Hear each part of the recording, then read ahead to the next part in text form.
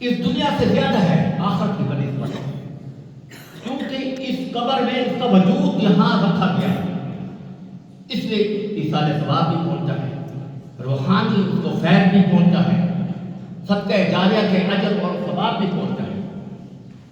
حدیث شریف میں ہے، نبی اکرم صلی اللہ علیہ وسلم ارشاد فرماتے ہیں کہ جب انسان کو قبر میں سوال و جواب کیا جاتا ہے اور وہ صحیح جواب دے دیتا ہے، کامیاب ہو جاتا ہے، تو اس کا پہلا سوال یہ ہوتا ہے کہ اے اللہ مجھے اجازت دے تاکہ میں اپنے عزیز و اقارب رشتہ داروں کو بتاؤں کہ میں بڑے اطمینان اور سکون سے ہوں۔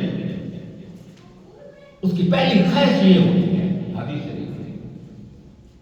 اسی طرح اہل قبور جو رشتہ دار جو فوت ہو چکے ہیں، اس کے رشتہ دار اقارب، وہ اس کے منتظر ہوتے ہیں، جب میت کو رکھا جاتا ہے وہ اس کے گرد جمع ہو جاتے ہیں اور وہ دنیا کے حالات معلوم کرتے ہیں، اپنے عزیز و اقارب کے حالات معلوم کرنے کے لیے بےتاب ہوتے ہیں کہ فرشتوں کو ان کو کہنا پڑتا ہے کہ صبر کرو، آرام کرو، یہ موت کی تکلیف جھیل کر آیا ہے، اس بنان کے ساتھ آپ کو جواب دے گا۔ تو اسی طرح قبر کا تعلق دنیا سے زیادہ ہے بنسبت آخرت، کیونکہ اس کا وجود یہاں اس دنیا میں دفن ہے۔ میری بات سمجھ رہے ہیں؟ تو اللہ تعالیٰ اپنے نیک بندوں کو، اپنی لوگوں کو عبرت کے لیے اس کے بعض مثالیں، بعض نقشے بھی دکھاتے ہیں تاکہ لوگوں کو عبرت حاصل ہو کہ قبر حق ہے، آخرت حق ہے، سچ ہے۔ حضرت شبیب بن شیبہ رحمۃ اللہ علیہ بہت بڑے بزرگ، بہت بڑے ولی گزرے۔ ان کی والدہ بہت نیک تھی، بڑی پرہیزگار تھی، عبادت گزار تھی، صوم و صلاۃ کی بڑی پابند تھی۔ وہ جب فوت ہونے لگی تو اس نے اپنے بیٹے کو کہا، اے شبیب میں جب مر جاؤں آپ مجھے قبر میں دفن کر دیں، میرے اوپر مٹی ڈال دیں، تو میری قبر پر کھڑے ہو کر زور سے 3 بار پکارنا، اے ام شبیب پڑھ کلمہ لا الہ الا اللہ، پڑھ کلمہ لا الہ الا اللہ، اور یہ میری وصیت یاد رکھنا۔ جب وہ فوت ہو گئی، بیٹے خاموش، جب وہ فوت ہو گئی تو حضرت شبیب رحمۃ اللہ علیہ بہت بزرگ تھے، قبر پر کھڑے ہو گئے اور قبر پر زور سے کہا، اے ام شبیب پڑھ کلمہ لا الہ الا اللہ، پڑھ کلمہ لا الہ الا اللہ۔ جب رات کو سوئے تو خواب میں انہوں نے دیکھا کہ آپ کی والدہ کی زیارت ہوتی ہے اور فرماتی ہے، اے شبیب تو نے میری کہنے پر عمل کیا۔ قبر کی دہشت اور وحشت تھی، میں گھبرا گئی تھی اور تیرے اس کلمے کی آواز نے میری جرأت بڑھائی اور میں نے کلمہ پڑھنا شروع کر دیا اور فرشتوں کے سوالوں کے جوابات دیے۔ یہ اللہ تعالیٰ ہمیں دکھانے کے لیے خواب اس لیے رکھے گئے کیونکہ نبی کریم صلی اللہ علیہ وسلم آخری نبی ہیں، ان کے بعد کوئی نبی نہیں آئے گا، وحی کا سلسلہ ختم ہو چکا ہے۔ اب یہ مبشرات کہا گیا ہے خواب کو کہ صادقہ خواب، صدقہ سچے خواب دکھائے جاتے ہیں اور انسان کی ہدایت کے لیے راہ کھل جاتی ہے۔ امام ابن قیم بہت بڑے ولی اور بہت بزرگ گزرے ہیں۔ امام ابن قیم بہت بڑے امام تھے، ان کا دوست تھا، ان کے ساتھ بڑی اٹھ بیٹھ تھی، محبت تھی، پیار تھا، ان کے ساتھ اٹھتا بیٹھتا تھا، عبادات میں، ہر چیز میں، نیکی میں۔ وہ فوت ہو گیا ان کا دوست۔ امام ابن قیم کو امام ابن قیم کیونکہ دوست تھا، اس کے لیے ایصال ثواب کرتے تھے، اس کی بخشش کی دعا مانگتے تھے، اس کے لیے ہر وقت اللہ سے آئے اور دعا کرتے تھے، اس کی مغفرت کے، اللہم اغفر میرے دوست کو، اللہ بخش دے۔ خواب میں نظر آیا، امام ابن قیم رحمۃ اللہ علیہ نے ان سے پوچھا کہ تمہارے ساتھ کیا بنا؟ اس نے کہا، امام صاحب بہت وحشت اور دہشت تھی اور آگ کا شعلہ میری طرف بڑھ رہا تھا، لیکن آپ کی دعاؤں نے اور ایصال ثواب نے اتار دیا مجھ سے اور اللہ تعالیٰ نے اسے معاف کر دیا۔ اس دنیا میں دکھائے، اس لیے خواب میں دکھائے جاتے ہیں انسان کو ایصال ثواب کے منکر، قبر کے عذاب کے منکر۔ احادیث بڑی بڑی ہیں قبر کے عذاب سے کہ قبر میں عذاب ہوتے ہیں۔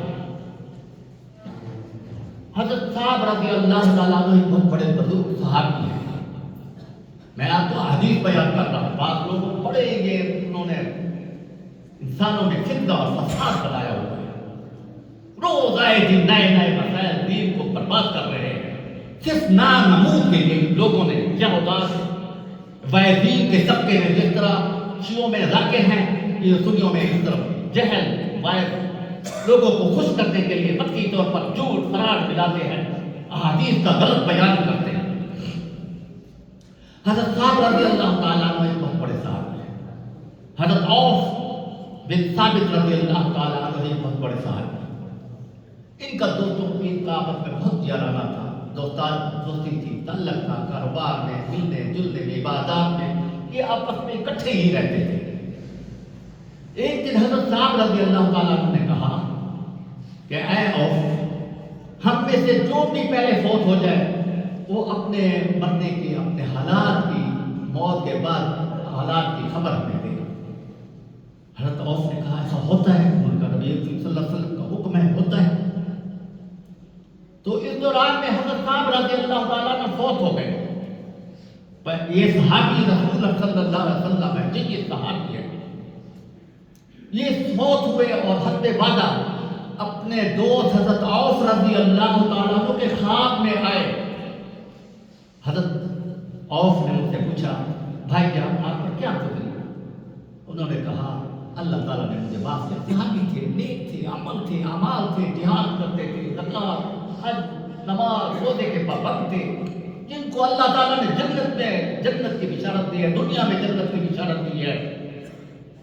انہوں نے کہا کہ مجھے اللہ تعالیٰ نے معاف کیا ہے. اس دوران حضرت صاحب نے، حضرت عوف نے دیکھا کہ میرے دوست کے ارد گرد ایک کالی لکیر ہے گردن کی.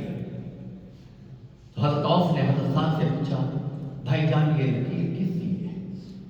تو انہوں نے عرض کیا بھائی جان اس لکیر کی وجہ سے مجھے کچھ تکلیف ہے. تو انہوں نے کہا وجہ کیا ہے؟ انہوں نے کہا کہ میں نے قرضہ لیا تھا اور اس کی ادائیگی میں نہیں کر سکا تھا، یہ اس کی وجہ سے یہ لکیر ہے.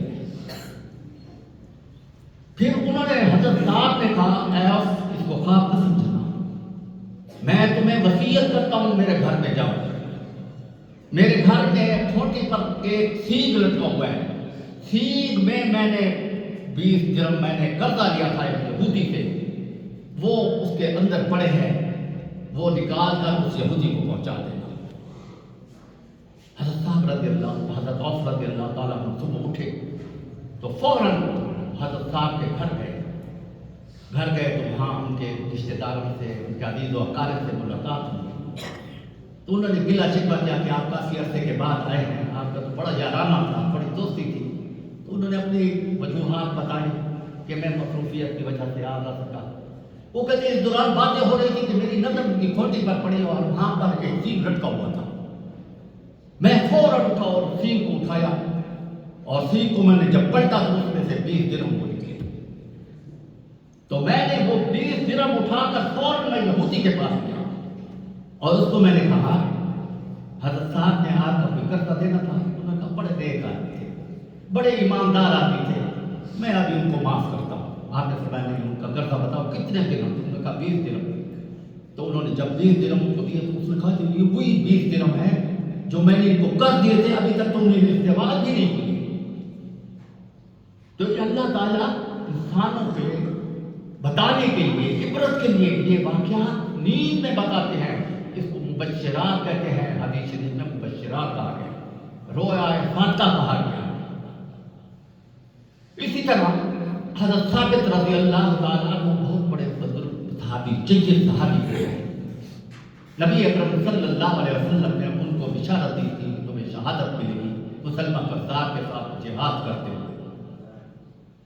وہ حضرت خالد بن ولید کے ساتھ مل کر جنگ یمامہ میں گئے اور وہاں جو ہے انہوں نے شہادت حاصل کی. وہاں حضرت ثابت کی جب شہادت ہوئی، رات کو اپنے خواب میں ملتے اپنے دوست کو کہتے ہیں کہ میں نے وہ جو کی زرہ پہنی ہوئی تھی، ایک مجاہد میرے اوپر گزرا، وہ زرہ مجھ سے اتار کر لے گیا.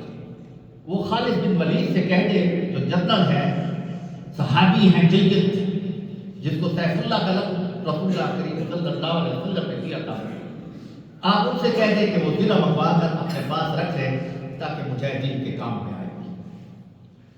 اور اس میری بات کو خواب نہ سمجھنا، یہ میری وصیت ہے اور ہمیں کرنا ہے۔ دوسرا اپنے دوستوں کو کہا کہ جب تم مدینہ میں جاؤ تو حضرت ابوبکر صدیق خلیفہ وقت امیر المومنین کو میرا کہنا کہ میں نے فلاں شخص کا قرضہ دینا ہے، وہ قرضہ مہربانی کر کے اتار دیں، اور میرا ایک غلام ہے اس کو حضرت ابوبکر کو کہنا کہ اس کو آزاد کر دیں۔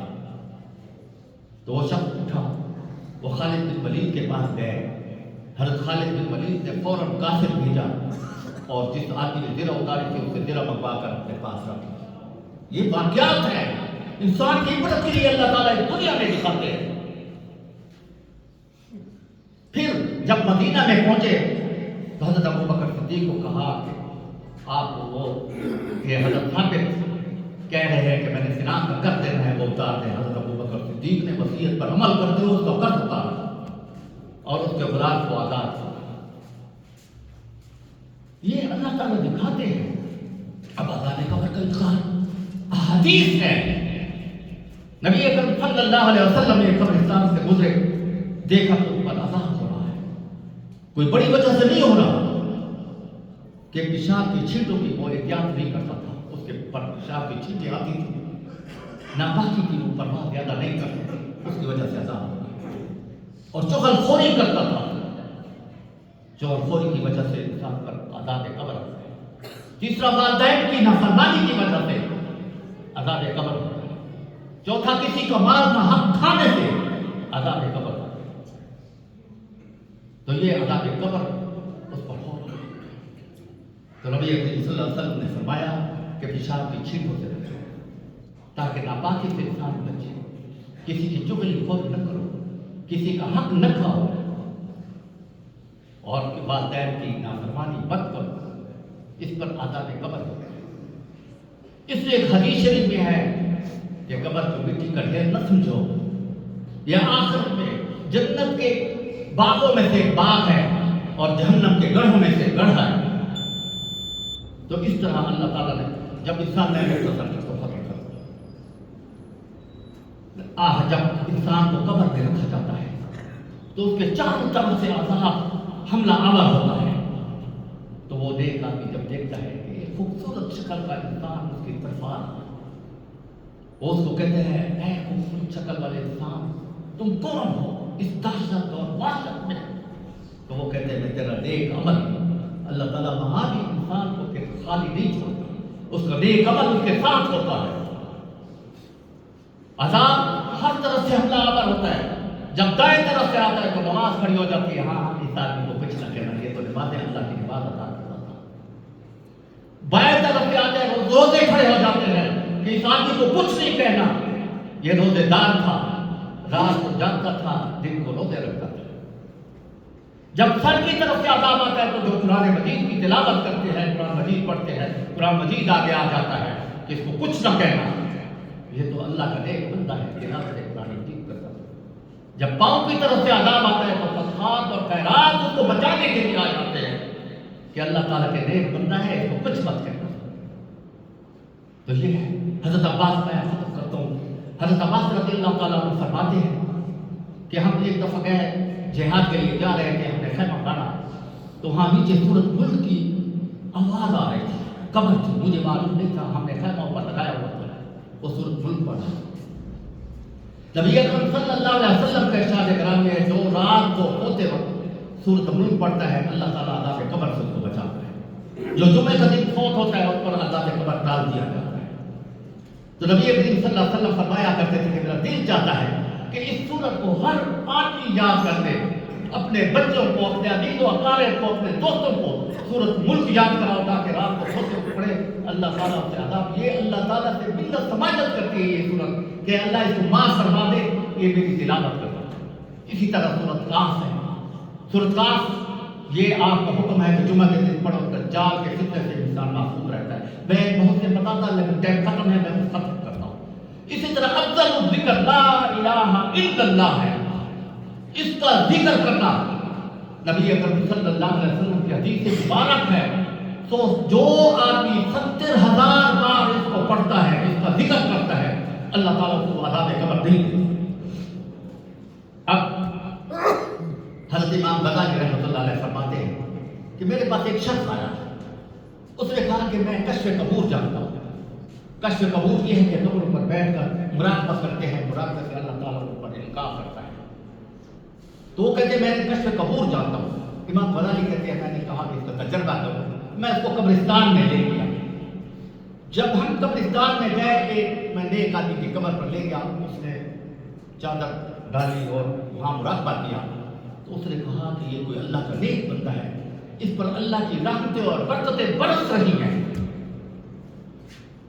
پھر میں نے اس کو اٹھایا، ایک دوسری قبر پر لے گیا جو کہ ایک آدمی گنہگار قسم کا آدمی تھا، اس پر وہاں پر اس نے مراقبہ کیا. اس کو تو علم نہیں تھا یہ کون ہے. میں اس کو دوسری قبر پر لے گیا. جب اس نے مراقبہ کیا، اس نے کہا اللہ کا عذاب ہو رہا ہے، عذاب قبر اس پر ہو رہا ہے. تو حضرت امام غزالی کہتے ہیں کہ میں نے 70,000 بار جو کلمہ اپنے لیے پڑھا تھا، میں نے دل میں کہا یا اللہ میں اس کو جو کلمہ پڑھا ہے اس کو ایصال ثواب کرتا ہوں اس میت کو، تو اس کو بخش دے. میں نے دل میں یہ کہا اور وہ جو کشف کر رہا تھا اس شخص سے فوراً سر اٹھایا. اس نے کہا ابھی اس پر عذاب ہو رہا تھا، ابھی اس پر اللہ کی رحمتیں برسنے لگی ہیں. تو حضرت امام غزالی کہتے ہیں حدیث پر تو پہلے ہی مجھے یقین تھا کہ افضل الذکر لا الہ الا اللہ. میں نے اس کو ایصال ثواب کیا.